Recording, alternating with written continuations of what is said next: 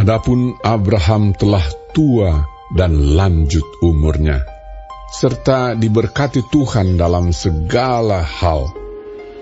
Berkatalah Abraham kepada hambanya yang paling tua dalam rumahnya, yang menjadi kuasa atas segala kepunyaannya, katanya, "Baiklah, letakkan tanganmu di bawah pangkal pahaku, supaya aku mengambil sumpahmu demi Tuhan, Allah yang empunya langit dan yang empunya bumi, bahwa engkau tidak akan mengambil untuk anakku seorang istri dari antara perempuan Kanaan yang di antaranya aku diam. Tetapi engkau harus pergi ke negeriku dan kepada sanak saudaraku untuk mengambil seorang istri bagi Ishak anakku."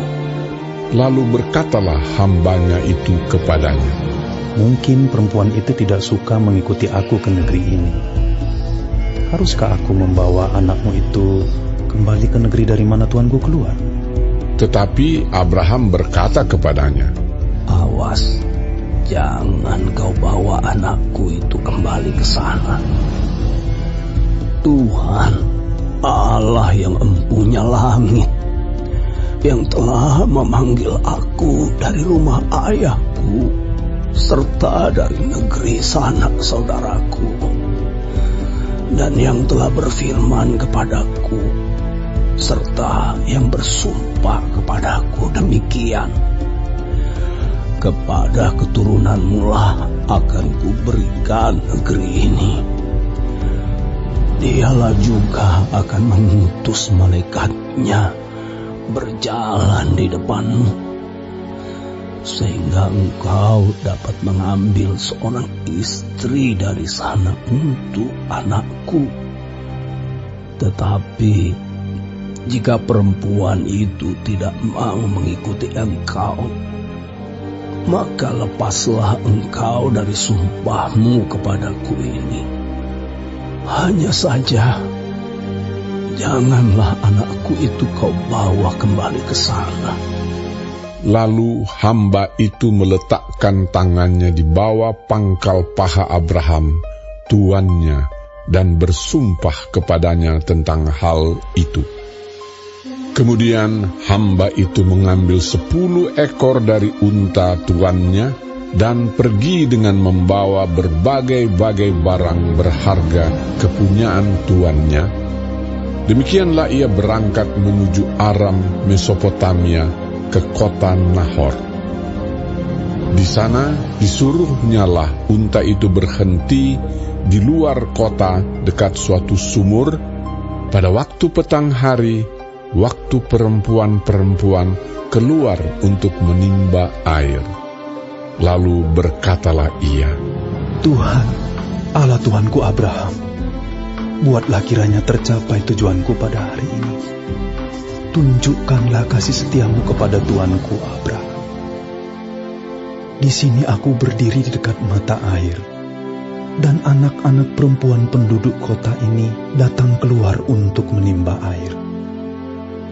Kiranya terjadilah begini, anak gadis, kepada siapa aku berkata, tolong miringkan buyungmu itu, supaya aku minum, dan yang menjawab, minumlah, dan unta-untamu juga akan kuberi minum.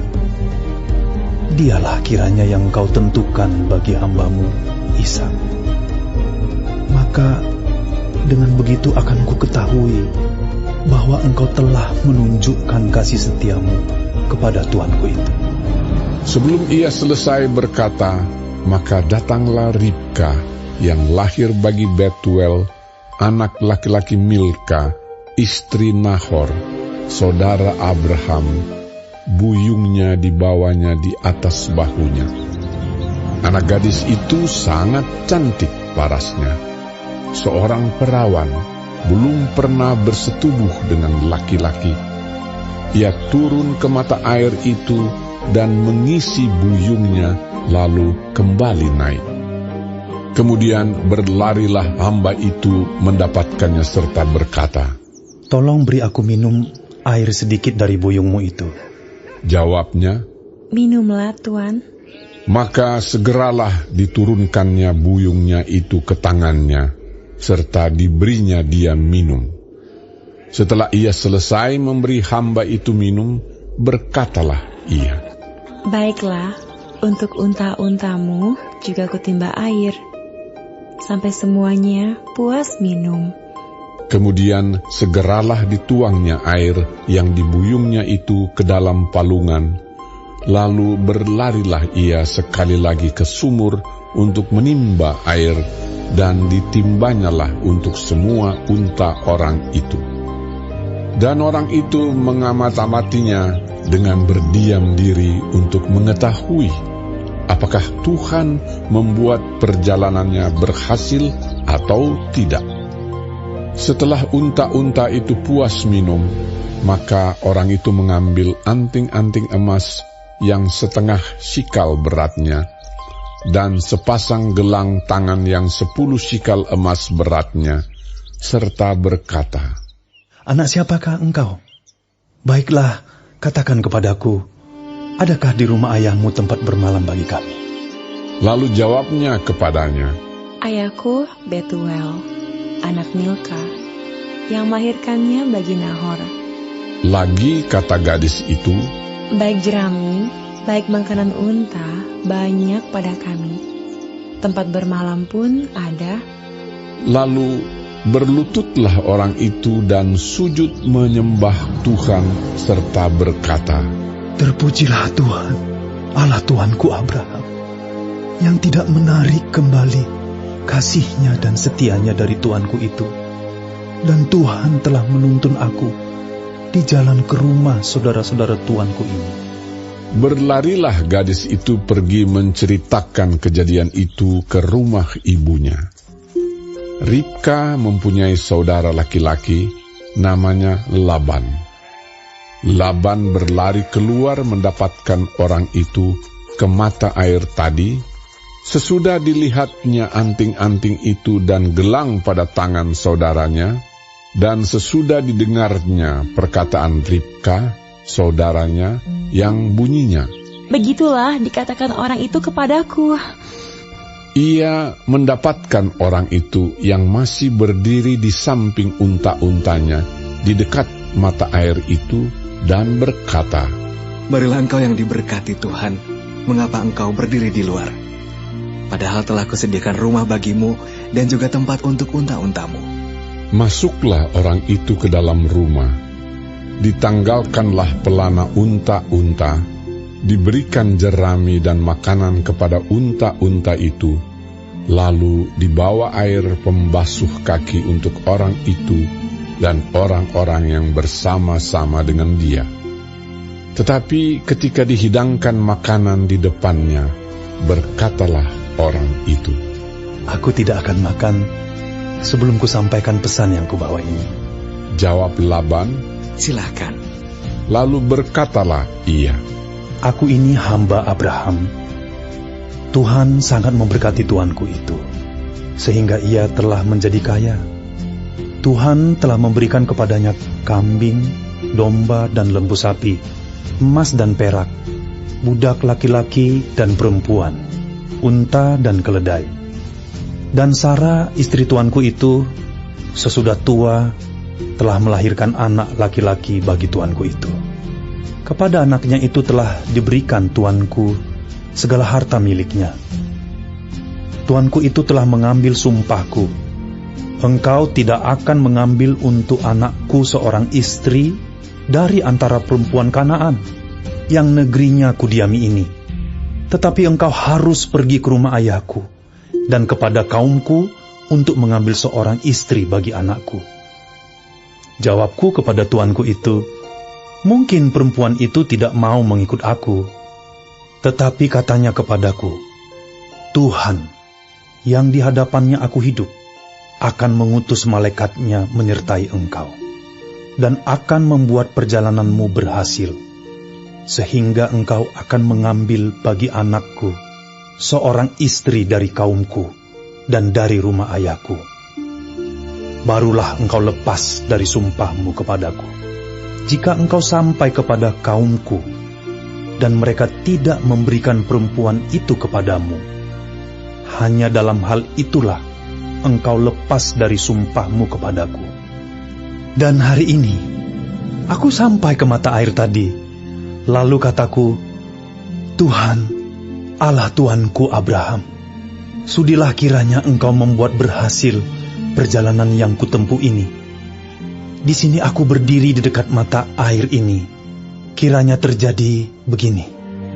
Apabila seorang gadis datang keluar untuk menimba air, dan aku berkata kepadanya, tolong berikan aku minum air sedikit dari buyungmu itu. Dan ia menjawab, minumlah, dan untuk unta-untamu juga akan kutimba air. Dialah kiranya istri yang telah Tuhan tentukan bagi anak tuanku itu. Belum lagi aku habis berkata dalam hatiku, Ribka telah datang membawa buyung di atas bahunya dan turun ke mata air itu, lalu menimba air. Kataku kepadanya, tolong berikan aku minum. Segeralah ia menurunkan buyung itu dari atas bahunya serta berkata, minumlah, dan unta-untamu juga akan kuberi minum. Lalu aku minum, dan unta-unta itu juga diberinya minum. Sesudah itu aku berkata kepadanya, anak siapakah engkau? Jawabnya, ayahku Betuel, anak Nahor yang dilahirkan Milka. Lalu aku mengenakan anting-anting pada hidungnya dan gelang pada tangannya.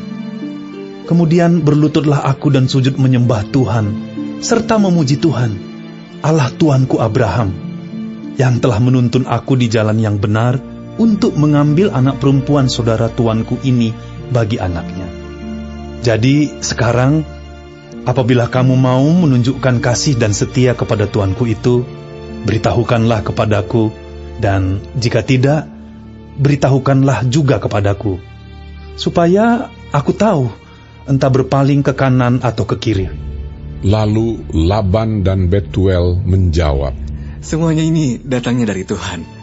Kami tidak dapat mengatakan kepadamu baiknya atau buruknya. Lihat, Ribka ada di depanmu.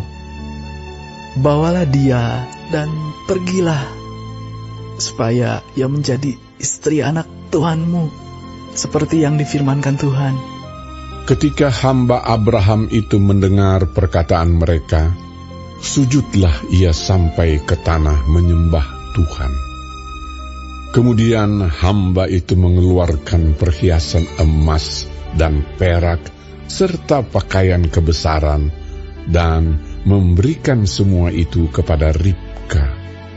Juga kepada saudaranya dan kepada ibunya diberikannya pemberian yang indah-indah.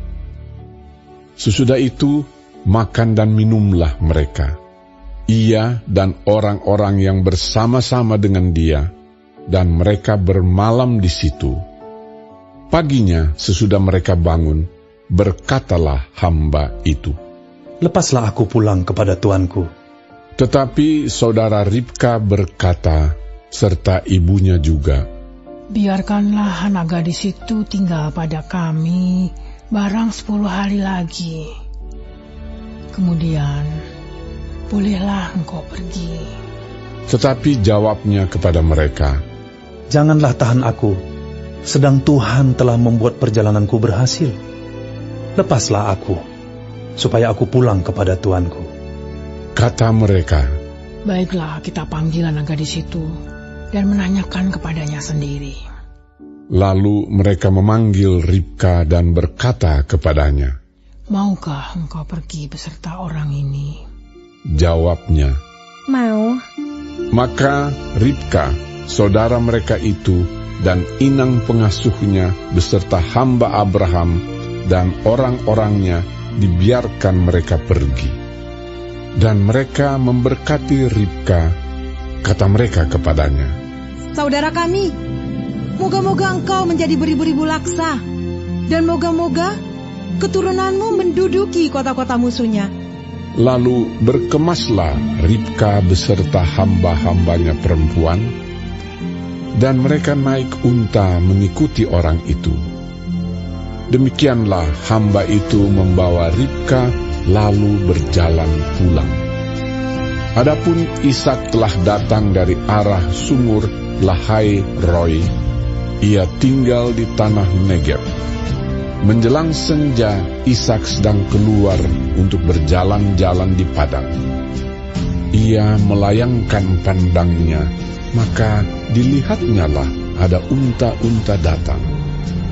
Ribka juga melayangkan pandangnya, dan ketika dilihatnya Ishak, turunlah ia dari untanya.